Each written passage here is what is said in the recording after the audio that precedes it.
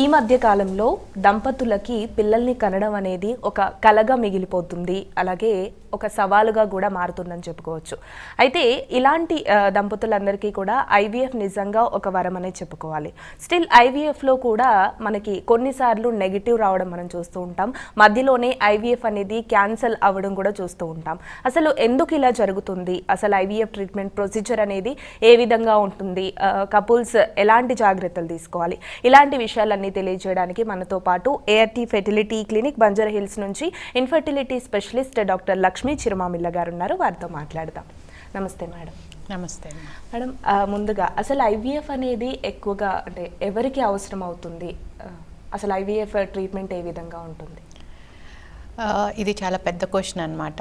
IVF అనే దానికి ఒక దంపతులు వచ్చారు అంటే ఫస్ట్ టెస్ట్లన్నీ చేస్తాం వివరంగా, ఎక్కడ ప్రాబ్లం ఉంది, ఎందుకు ప్రెగ్నెన్సీ రావట్లేదు అనేది.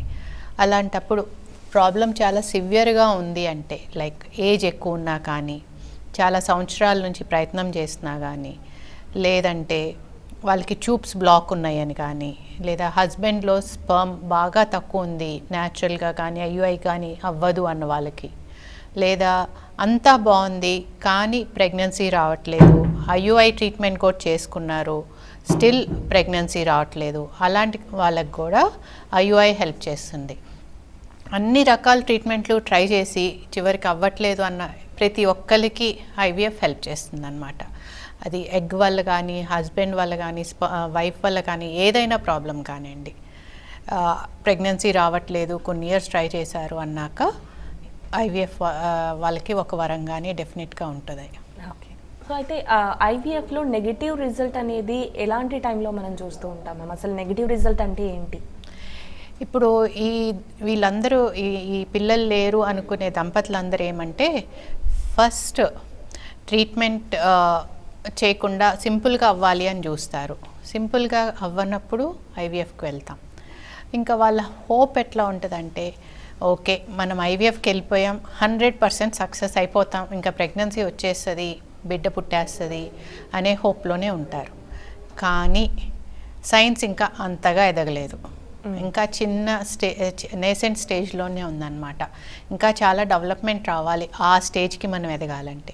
సో లాస్ట్ 30-40 సంవత్సరాల నుంచి చాలా డెవలప్ అయింది, కానీ స్టిల్ ఏంటంటే ట్రీట్మెంట్ స్టార్ట్ చేసిన ప్రతి ఒక్కరికి ఫస్ట్ టైమే ఐవీఎఫ్లో సక్సెస్ అవుతుంది అనే దానికి ఛాన్సెస్ రకరకాల కారణాల మీద ఆధారపడి ఉంటుంది. బట్ స్టిల్ ఏంటంటే అరౌండ్ 50% బెస్ట్ సెంటర్స్లో బెస్ట్ సక్సెస్ రేట్స్ ఉన్నాయి. వీళ్ళకి చాలా ప్రోగ్నోసిస్, ఆ దంపతులకి అన్ని కండిషన్స్ సూటబుల్గా ఉన్నాయి ప్రెగ్నెన్సీ రావటానికి అనుకుంటే కూడా అరౌండ్ 50, 60, 70 మ్యాక్సిమం అంతవరకే ఉంటుంది. ఆ మిగతా 30-40% మందికి నెగిటివ్ వచ్చే అవకాశం ఉంది. ప్లస్ ఆ 30-40% మంది 100 మందిలో ఎవరు అనేది ముందే చెప్పలేము, ఎవ్వరూ చెప్పలేరు ఈ వరల్డ్లో, ఒక్క దేవుడు తప్పితే. సో ఆ నెగిటివ్ రాగానే ఇంక ఇంత ట్రీట్మెంట్ చేశాము, నెగిటివ్ వచ్చేసింది, ఇంకా మాకు ఇంతే అనుకునే వాళ్ళు చాలామంది ఉంటారనమాట. కానీ అది కరెక్ట్ కాదు.